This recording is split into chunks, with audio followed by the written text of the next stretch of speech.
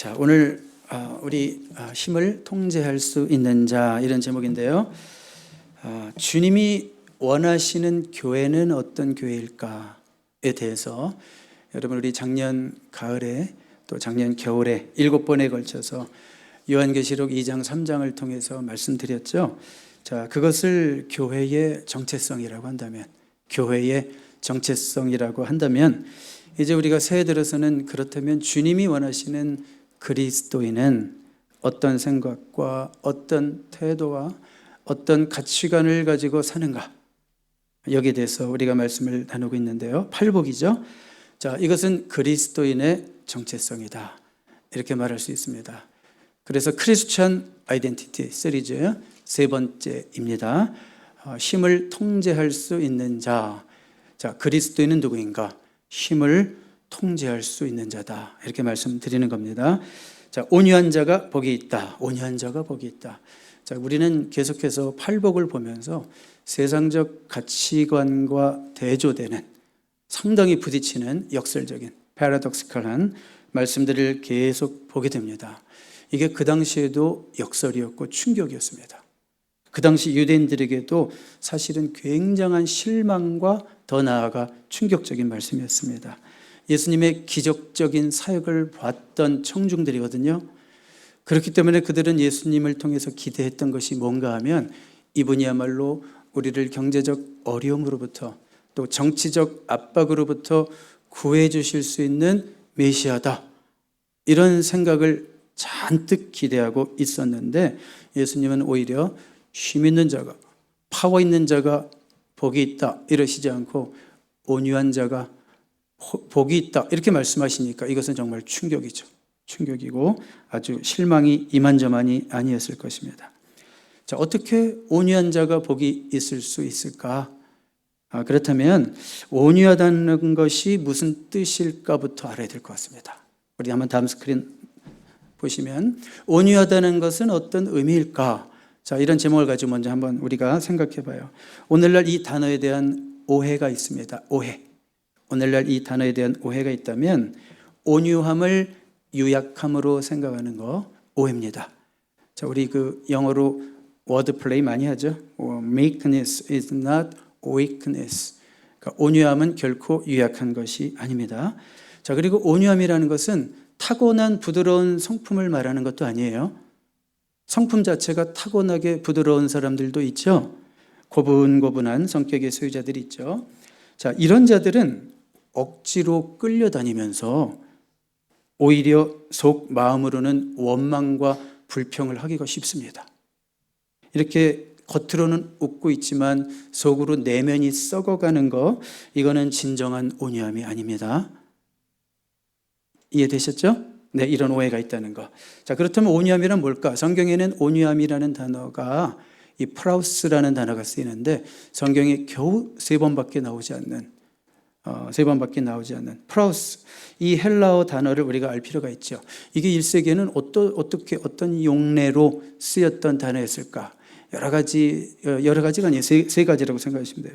진정제의 의미로 쓰였고 산들바람의 의미로 쓰였어요. 진정제는 뭐예요? 뭐가 하이퍼되고 에너지가 넘칠 때 그걸 진정시키는 거. 그러니까 온유라는 것은 힘이 전제되어 있다는 걸 알 수 있죠. 그 다음에 산들바람을 표현할 때 왜 온유하다는 프라우스라는 단어가 쓰였을까? 여러분, 사람을 움직이는 것은 아주 강한 폭풍이 아니죠. 너무 뜨거운 바람도 아니죠. 그럼 사람은 오히려 움켜쥐고 도망가게 됩니다. 근데 정작 사람을 움직이고 나가고 싶다, 소풍 가고 싶다, 어떤 바람이에요? 산들바람이라는 거예요. 그래서 온유하다라는 프라우스가 이럴 때 쓰였고, 그 다음에 가장 많이 쓰인 거는 여러분들이 몇 번은 들어봤을 것 같아요. 야생마가 잘 길들여졌을 때의 상태를 프라우스, 온유하다, 이렇게 말했어요. 야생마는 힘이 있습니까? 없습니까? 힘이 있죠. 근데 길들였어요. 주인이 길들였어요. 여전히 힘은 있죠. 여전히 힘은 있는데 주인의 말에 고분고분 잘 따라와요. 길길이 날뛰지 않고 힘을 써야 할 때 쓰고 힘을 써야 하는 방향으로 쓰고 있을 때, 이것을 성경에서는 프라우스, 온유하다, 이렇게 말씀하고 있는 거예요. 그러니까 예수님이 온유한 자가 복이 있다 그럴 때는 힘이 있지만, 오늘 설교 제목처럼 힘을 통제할 수 있는 자가 복이 있다. 이렇게 말씀하고 있는 것입니다. 여기 아주 중요한 포인트가 있어요. 무조건 힘을 안 쓰는 게 온유한 게 아닙니다. 힘을 써야 할 때는 써야 돼요. 주님이 쓰라고 하실 땐 써야 돼요. 주님이 쓰지 말라고 할 때는 쓰지 말아야 돼요. 거기에 순종하는 게 온유함이에요. 찬양 가운데 그런 거 있죠. 주님 말씀하시면 내가 나아가리다. 주님 뜻이 아니면 내가 멈춰서리다. 이렇게 고백하는 자가 온유한 자입니다. 예, 주님이 시키는 대로 움직이는 것, 통제된 힘, 온유함입니다. 여러분, 통제가 왜 되어야 되냐면 통제가 돼야지 비로소 쓸모있게 되는 거죠. 그렇죠? 야생마, 이것도 통제가 안 되면 주인에게 아무 쓸모가 없어요. 힘이 많을수록 더 문제가 돼요, 오히려. 그렇죠? 그럴 때는, 통제가 안 될 때는 힘이 많을수록 더 문제예요. 차라리 힘이나 없었으면 좋겠어. 근데 힘이 너무 세니까 문제가 되는 거예요. 자, 여러분, 좀 더 쉬운 예를 한번 들어볼게요. 스포츠카의 대명사라고 하는 람보르기니 아시죠? 람보르기니 V12가 218마일 정도까지 달릴 수 있대요. 근데 여러분, 좋은 차, 이런 스포츠카 좋은 차일수록 밟기만 해도 가속이 엄청 붙죠. 그런데 좋은 차일수록 브레이크도 잘 들어야 돼요. 그렇죠? 브레이크도 잘 들어야 돼요. 브레이크가 안 듣는다면 차가 힘이 쓸수록 위험한 거예요. 그러니까 온유함이라는 건 뭘까? 좋은 차처럼 강력한 힘을 가지고 있어야 되고, 그리고 브레이크, 좋은 브레이크처럼 절제할 수 있는 힘을 동시에 가지고 있을 때, 성경에서는 이런 자가 복이 있다. 이런 자가 땅을 기업으로 차지할 것이다. 이렇게 말씀하고 있는 겁니다. 우리 다음 스크린 볼까요? 자, 그러면 온유함이라는 것은 언제 나타나는가? 어떻게 나타나는가? 온유함은 하나님 말씀에 대한 태도에서 나타납니다. 우리 야고보서 1장 21절을 같이 읽겠습니다. 시작.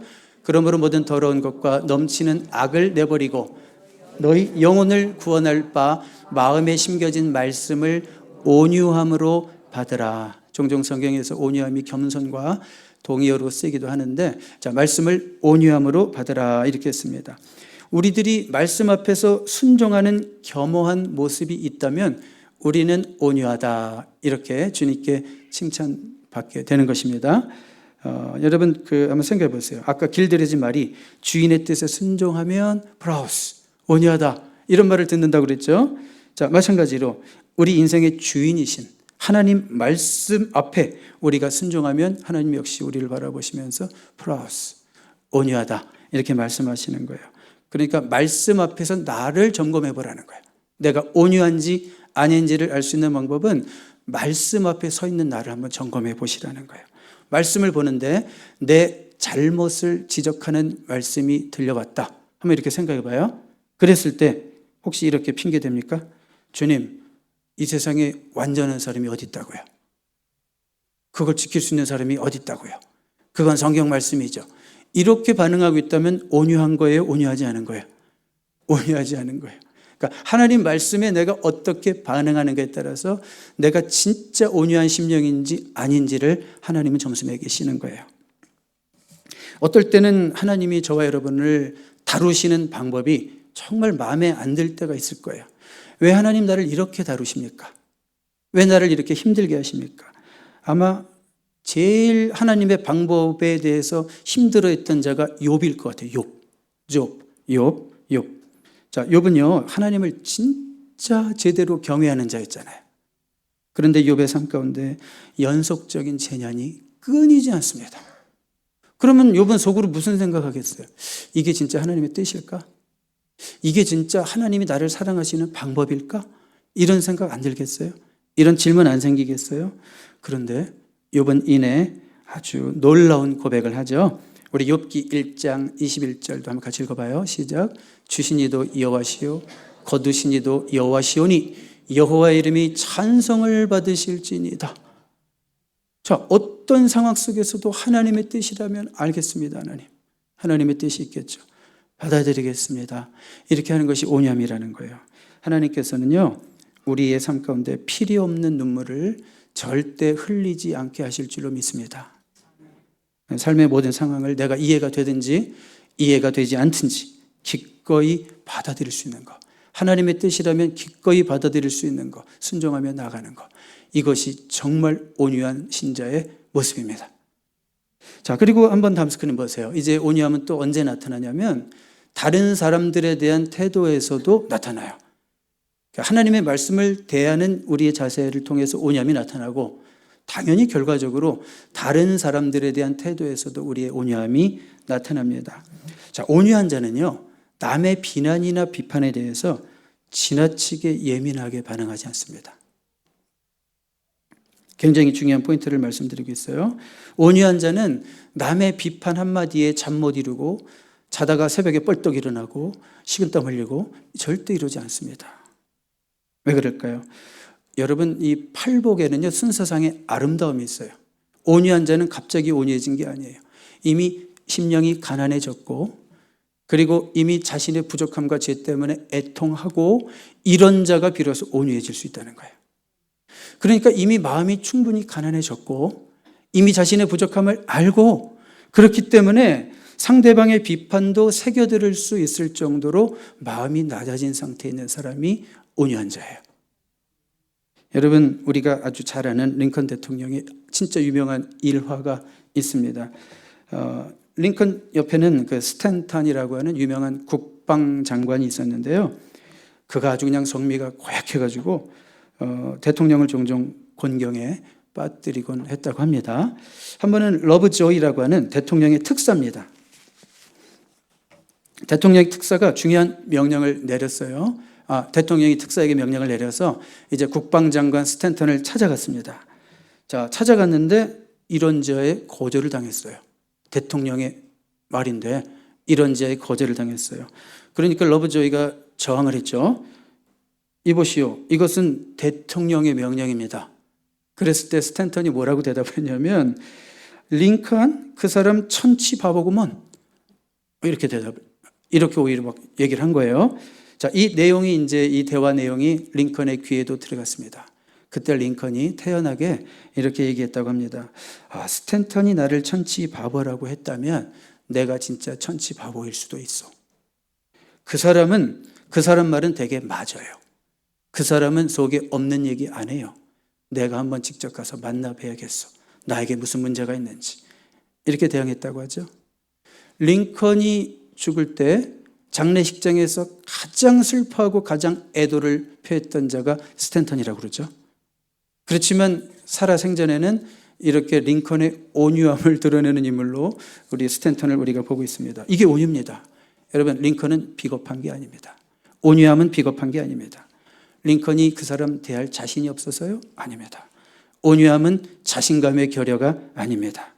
온유함은 강한 자만이 가질 수 있는 덕입니다. 다시 한번 말씀드리지만 힘이 전제가 되고 통제된 힘이 성경이 말하는 온유이기 때문에 온유함은 약한 자는 감히 가질 수도 없어요.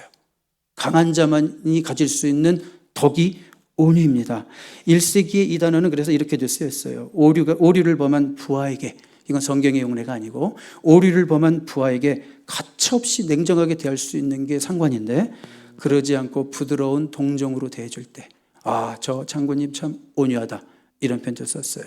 자, 온유함은 약자의 코스프레가 아니라 뭐라고요? 강자의 덕이다 라는 거 여러분 기억하시기 바랍니다.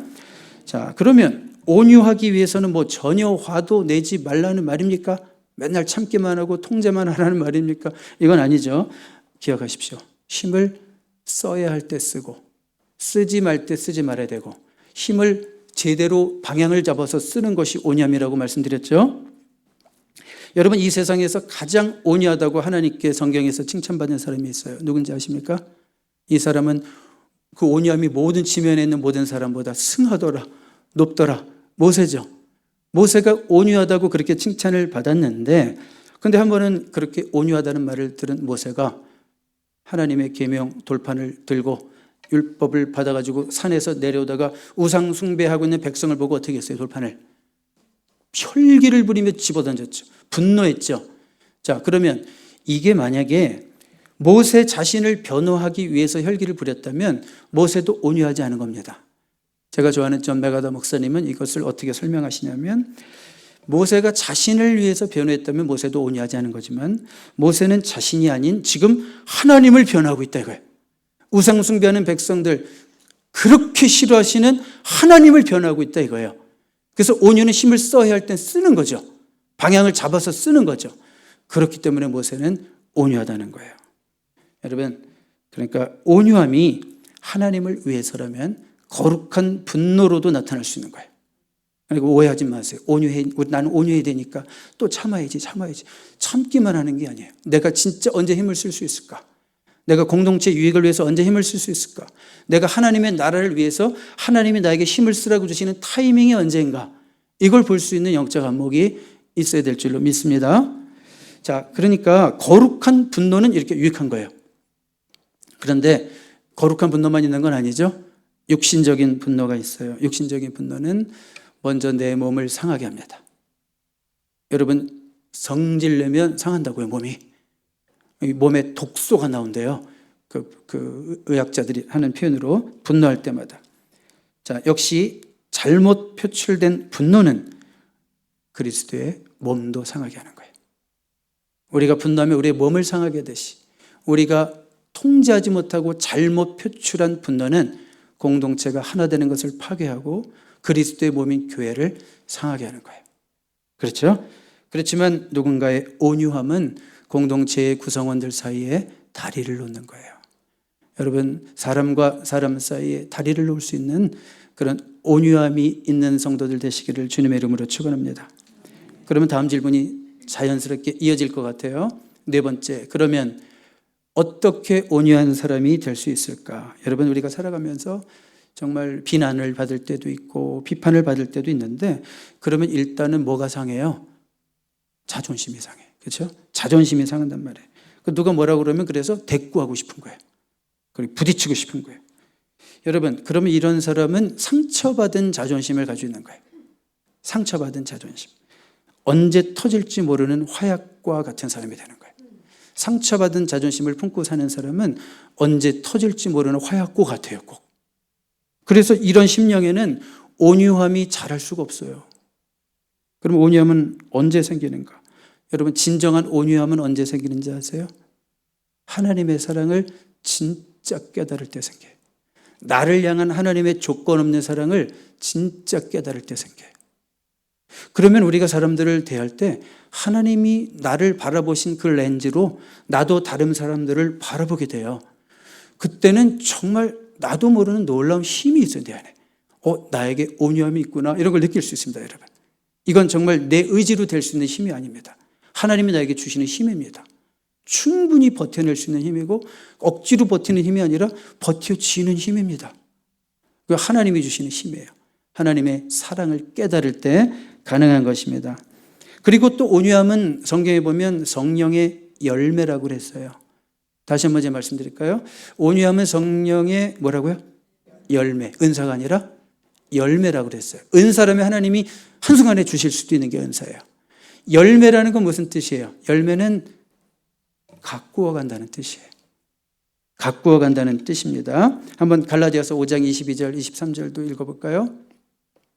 시작. 오직 성령의 열매는 사랑과 희락과 화평과 오래 참음과 자비와 양선과 충성과 온유와 절제니 이 같은 것을 금지할 법이 없느니라. 자, 가꾸어야 할 성품이라는 것은 어느 한순간에 온유해진다는 뜻이 아닙니다. 그렇게 되는 사람은 없습니다. 한번 온유해지면 평생 온유해지는 거 아닙니다. 내가 어제는 한번 온유했는데 그러면 남은 날들도 온유하냐? 그거 아닙니다. 온유함의 태도를 지속적으로 유지하는 게 중요하죠. 온유함의 태도를 지속적으로 유지하기 위해서는 엄청난 내공이 필요합니다, 여러분. 신학적 용어는 안 썼어요. 엄청난 내공이 필요해요. 온유함은요, 성령님의 그 이끄심 속에서 매일매일 삶의 긴장과 훈련, 그리고 때로는 고난을 통해서 계속 가꾸어야 되는 덕이에요. 한순간에 되는 게 아닙니다. 자, 온유함은 한번 따라해 봐 주십시오. 내가 가꾸어야 한다. 그런데 또 한 가지 있어요. 성령님의 열매라고 그랬죠. 성령님의 열매니까 또한 성령님이 맺게 하시는 열매예요. 나 혼자 열심히 가꾼다고 노력으로만 되는 건 아니고 성령님이 맺게 하셔야 돼, 그 열매를. 그러기 위해서는 날마다 우리가 성령님을 의존하는 그런 시간과 그런 자세로 우리의 삶을 영위해 가야 되는 거죠. 긴장을 풀지 말고 하루를 시작할 때마다 하나님, 오늘도 내가 내 온유하지 못하고 화가 폭발할 수 있는 아마 이런 일들이 10번은 일어날 텐데 하나님, 그때도 내 통제된 힘으로 적절하게 힘을 분배할 수 있게 하시고 진정 온유할 수 있게 하시옵소서. 이렇게 기도할 수 있는 성령의 열매 맺는 여러분 되시기를 주님의 이름으로 축복합니다. 자, 우리 마지막으로 5번째, 다음 스크린 보세요. 자, 그러면 온유한 자가 받을 축복은 무엇인가? 자, 우리 이미 읽었죠. 아까 시작할 때 온유한 자가 뭘 받는다고요? 땅을 기업으로 받는다. 인헤리턴스로 받는다도 중요합니다. 땅을 기업으로 받는다.